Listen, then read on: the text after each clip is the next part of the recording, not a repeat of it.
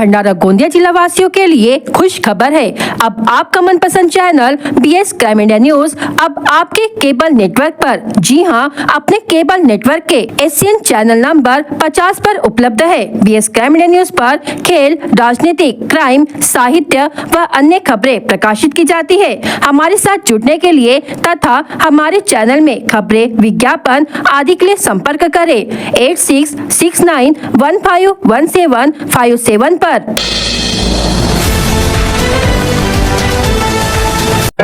Sir, thank you very much sir. आपने हम सभापति जी 20 जुलाई सोमवार को छात्रों के खिलाफ जिस तरह लाठीचार्ज उससे मेरा मन दुखा।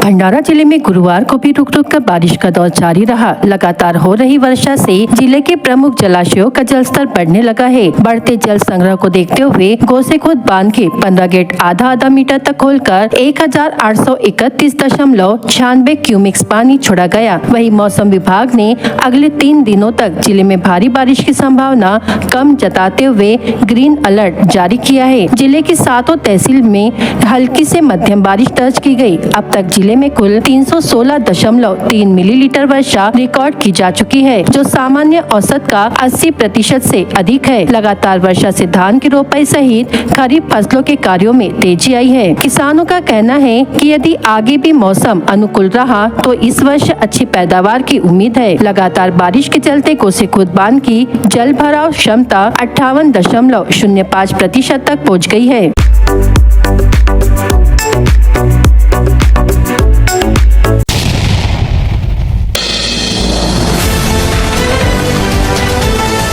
ठाकरे बंधुओं के संयुक्त तिरंगा मोर्चे को लेकर महाराष्ट्र की राजनीति गर्मा गई है। भाजपा विधायक परिणय फुके ने उद्धव और राज ठाकरे पर तीखा हमला बोला। उन्होंने कहा कि ठाकरे अपने विधायक, सांसद और पार्टी संगठन को संभाल नहीं पा रहे हैं, इसलिए कभी प्रभु श्री राम का सहारा लेते हैं तो कभी तिरंगा यात्रा निकालते हैं और कभी देवेंद्र फडणवीस तो कभी शरद पवार के पास जाते हैं। फुके ने इसे अपनी राजनीति बचाने की कोशिश बताया। कुठेतरी त्यांच्या पक्षाचे खासदार ते सांगू शकत नाही, त्यांच्या पक्षाचे आमदार ते सांगू शकत नाही, त्यांच्या पक्षाचे जिल्हा प्रमुख, जिल्हा अध्यक्ष ते सांगू शकत नाही आणि ते आता कोणत्या ना कोणत्या छत्रछायाच्या खाली येऊन ते स्वतःचा पक्ष आणि स्वतःची संघटना आणि स्वतःचं घर वाचवण्याचा ते प्रयत्न करतात आहे ते। आणि म्हणून या प्रकारचे सगळे कधी प्रभू श्रीरामांच्या चरणी जातात, कधी तिरंगा यात्रा काढतात, तर कधी फडणवीस साहेबांच्या चरणी जातात, तर कधी पवार साहेबांच्या चरणी जातात आणि म्हणून हे त्यांचा सगळा केविलवाना प्रयत्न सुरू है। राज ठाकरे द्वारा शरद पवार और प्रधानमंत्री नरेंद्र मोदी की मुलाकात पर की गई टिप्पणी का भाजपा विधायक परिणय फुके ने जवाब दिया। उन्होंने कहा कि लोकतंत्र में सत्ता पक्ष और विपक्ष के नेताओं के बीच मुलाकात होना सामान्य परंपरा है। फुके ने कहा कि राज ठाकरे कभी किसी सदन के सदस्य नहीं रहे, इसलिए उन्हें संसदीय परंपराओं की जानकारी नहीं है। उन्होंने कहा कि यदि शरद पवार प्रधानमंत्री से मिलते हैं तो उद्धव ठाकरे भी मुख्यमंत्री देवेंद्र फडणवीस से मिलते हैं, इसमें गलत क्या है? राज ठाकरे जी हे कधीच कोणत्याही पदावर निवडून आले नाही। त्यांच्या पक्षाचंही कोणी आतापर्यंत खासदार, आमदार सोडा नगरसेवक निवडून आले नाही आणि म्हणून त्यांना या ज्या विधिमंडळ किंवा पार्लमेंटचं जे कामकाज असतं हे सगळ्या पक्षांचं मिळून ते कामकाज असतं। कोणत्या सत्ता पक्षाचं कामकाज ते नसतं। ते कामकाज करण्याची जबाबदारी, सगळे बिल पास करण्याची जबाबदारी, सगळे आयुध वापरण्याची जबाबदारी हे सगळ्या दोन्ही पक्षांचं सामूहिक जबाबदारी असते आणि म्हणून ती सामूहिक जबाबदारी पार करताना एका दुसऱ्यांची भेट घेण्याची आवश्यकता असते, चर्चा, अनेक विषयांवर चर्चा करण्याची आवश्यकता असते आणि म्हणूनच पवार साहेब यांना भेटले, PM साहेबांना भेटले, पंतप्रधान साहेबांना भेटले। या प्रकारचं अनेक लोक, उद्धव साहेब सुद्धा माननीय फडणवीस साहेबांना भेटत असतात, त्यांच्या पक्षाचे अनेक आमदार भेटत असतात आणि म्हणून ही एक रीती परंपरा अनेक वर्षानुवर्ष ही राहिलेली आहे आणि काही सत्ता पक्ष आणि विरोधी पक्ष एका दुसऱ्यावर भेटले नाही पाहिजे असा काही कुठे नियम आहे काय, कायदा आहे काय? तर मला असं वाटतं राज ठाकरेजींचं कधीच कोणी निवडून आला नाही, म्हणून त्यांना या सगळ्या विधिमंडळाचा कामकाज किंवा पार्लमेंटच्या कामकाजाबद्दल त्यांना माहिती नाही. भाजपा विधायक परिणय फुके ने शिवसेना प्रमुख और पूर्व मुख्यमंत्री उद्धव ठाकरे पर भी निशाना साधा। उन्होंने कहा कि सत्ता जाने के बाद ही उद्धव ठाकरे को प्रभु श्री राम की याद आई है। फुके ने कहा कि पहले भगवान श्री राम को भूलने का ही परिणाम है कि आज उनकी पार्टी की यह राजनीतिक स्थिति बनी है। उन्होंने कहा कि अब यदि वे फिर से प्रभु श्री राम की शरण में आए हैं तो यह अच्छी बात है और उम्मीद है कि भगवान उन्हें सद्बुद्धि देंगे। माजी मुख्यमंत्री हे माजी झाल्यापासून त्यांना प्रभू श्रीराम आठवले आणि म्हणून त्यांचा फार फार आभार. आणि त्यांची ही गत, त्यांनी ते प्रभू श्रीरामांना विसरले होते म्हणून त्यांची ही गत झाली, त्यांच्या पक्षाची ही गत झाली. आता ते परत प्रभू श्रीरामांच्या चरणी आले म्हणून त्यांना मला वाटतं की प्रभू श्रीराम सुबुद्धी देऊ, त्यांना आशीर्वाद देऊ. दिल्ली के जंतर मंतर पर चल रहे आंदोलन को लेकर भाजपा विधायक परिणय फुके ने युवाओं से अपील की है कि वे सोशल मीडिया पर फैलाए जा रहे प्रोपोगेंडा और फेक नैरेटिव से सावधान रहे। उन्होंने आरोप लगाया कि नई शिक्षा नीति का विरोध कुछ विदेशी ताकतें, वामपंथी संगठन और अर्बन नक्सल विचारधारा से जुड़े लोग कर रहे हैं। फुके ने कहा कि युवाओं को ऐसे भ्रम फैलाने वाले अभियानों से दूर रहकर देश की प्रगति और नई शिक्षा व्यवस्था का समर्थन करना चाहिए। मुद्दाम कंटिन्यू रील दाखवून सामान्य लोकांचे आणि विशेष करून युवकांचे मन भ्रमित करण्याचं काम या माध्यमातून हे लोक करतात आहे. माझा आपल्या सगळ्या चॅनलच्या माध्यमातून आपल्या देशातील देशप्रेमी युवकांना विनंती आहे की या प्रकारच्या जो फेक नेरेटिव्ह आहे, जो प्रोपोगंडा आहे, त्याच्या बळी न पडता या सगळ्याच्याकडे आपण दुर्लक्ष केलं पाहिजे. हा देश राहणार तर आपण राहू, हा देश राहणार तर आपलं सगळ्या परीक्षावर आपलं नियंत्रण राहणार, हा देश राहणार तर आपलं शिक्षण पद्धती ही आपल्या देशा अनुरूप राहणार. आणि मला असं वाटतं हे जे विदेशी ताकद आहेत, हे जे अनेक जे या देशात राहून जे या देशाच्या विरोधात षडयंत्र करणाऱ्या ज्या संघटना आहेत, ज्या अनेक काही धर्म संघटना आहे, काही जाती संघटना आहे, काही या ज्या लोक या प्रकारचे जे अर्बन नक्षल्स आहेत, या प्रकारचे जे डावे विचारसरणीचे लोक आहेत, हे मुद्दाम, कारण ज्या प्रकारे आता धर्मेंद्र प्रधानजीने अनेक वर्षापासून जी घिशीपट्टी जी एज्युकेशन पॉलिसी होती, जे सिस्टीम होती, जे सिलेबस होतं, ते बदलून आपल्या स्वदेशी शिक्षण पद्धती राबवण्याचा एक महत्वपूर्ण ऐतिहासिक निर्णय त्यांनी घेतलेला आहे. ते राबवत आहे एनईपीच्या माध्यमातून आणि म्हणून त्याच्या विरोधात हे सगळं गदारोळ सुरू आहे.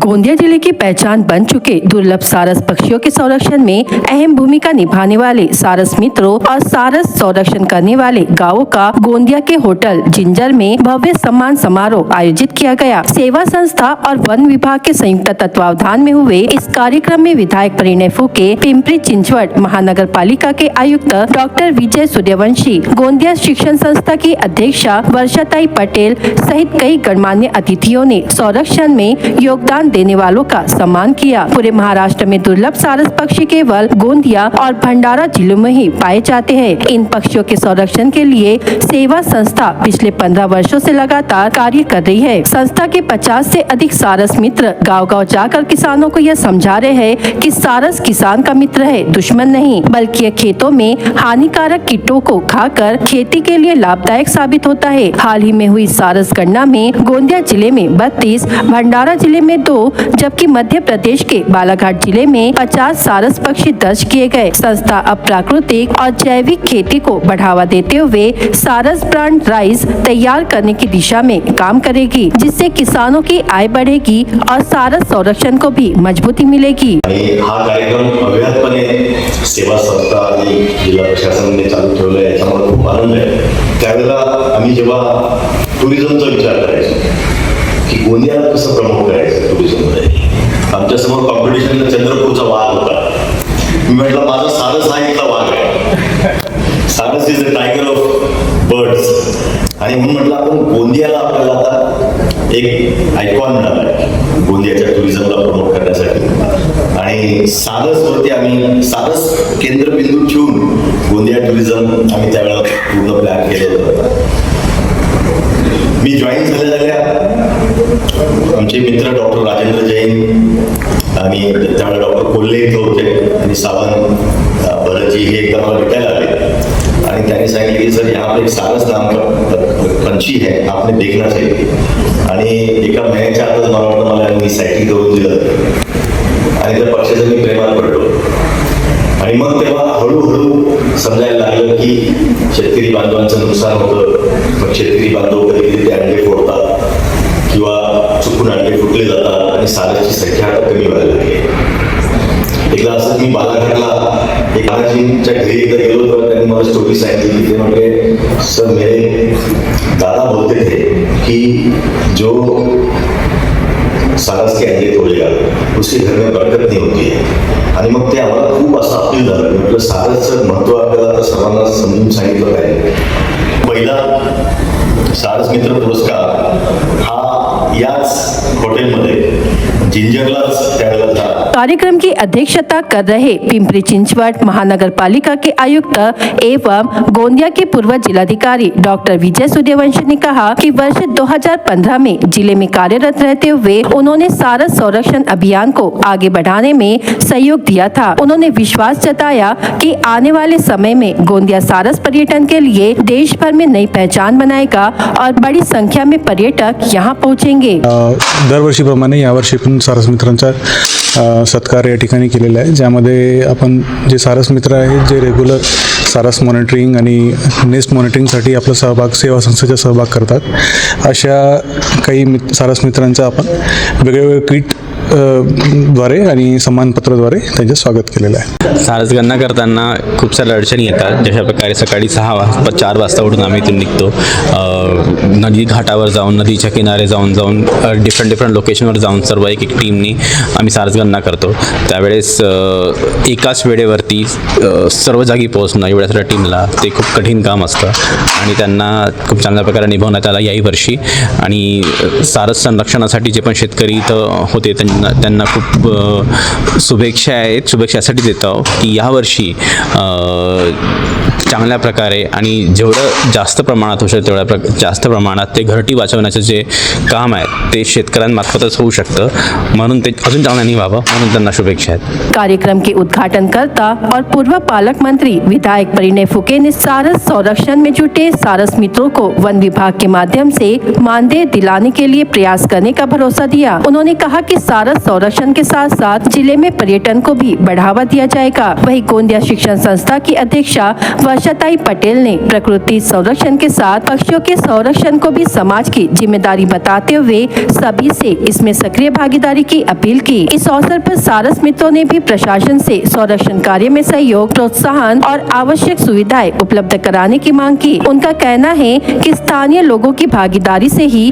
सारस संरक्षण अभियान और अधिक प्रभावी बनाया जा सकता है. सम्मान समारोह में सारस संरक्षण में योगदान देने वाले वन विभाग और कृषि विभाग के अधिकारियों तथा कर्मचारियों का भी सम्मान किया गया. बड़ी संख्या में पर्यावरण प्रेमियों, किसानों और शहर वासियों की मौजूदगी में आयोजित इस कार्यक्रम में गोंदिया को सारस संरक्षण की राजधानी बनाने का संकल्प दोहराया गया. आने वाले समय में प्राकृतिक खेती, पर्यावरण संरक्षण और ग्रामीण पर्यटन को एक साथ जोड़कर जिले को नई पहचान दिलाने की दिशा में कार्य करने की बात कही गई. 2026 मध्ये जी गणना आहे सारस पक्षी गणना ती जून महिन्यामध्ये झालेली, ज्यामध्ये गोंदिया जिल्ह्यामध्ये 32, भंडारा जिल्ह्यामध्ये 2 आणि मध्य प्रदेशचा जो ॲडजॉइनिंग बालाघाट जिल्हा आहे त्यामध्ये 50 सारस क्रेन अशी एकंदरीत आढळली. आणि ही जी सारस पक्षी मित्र संमेलन आहे हे दरवर्षी सेवा संस्था वन विभागाच्या सोबत आपण ऑर्गनाईज करत असतो आणि त्यामध्ये जे शेतकरी व्हॉलेंटियर्स सारस मित्र संरक्षणासाठी हेल्प करतात, मदत करतात, त्यांच्यासाठी हे सारस मित्र संमेलन त्यांच्या सन्मानासाठी आम्ही आयोजित करीत असतो. त्यामध्ये सर्टिफिकेट्स तर असतोच, पण त्यासोबत सन्मानपत्रासोबत आपण त्यांना किट पण देतो. त्या किटमध्ये त्यांना दैनंदिन जीवनामध्ये आवश्यक शेतीविषयक आवश्यक अशा वस्तू असतात. टॉर्च आहे, रेनकोट आहे, छत्री आहे, विंडशीटर आहे, गम बूट आहे ना, मेडिकल किट आहे, ॲग्रिकल्चर डायरी आहे, अशा अनेक वस्तू त्यामध्ये असतात आणि ते त्या शेतकऱ्यांना म्हणजे हेल्पफुल असेल, त्यांना मदत होईल असं आम्ही ते साहित्य त्यांना देतो.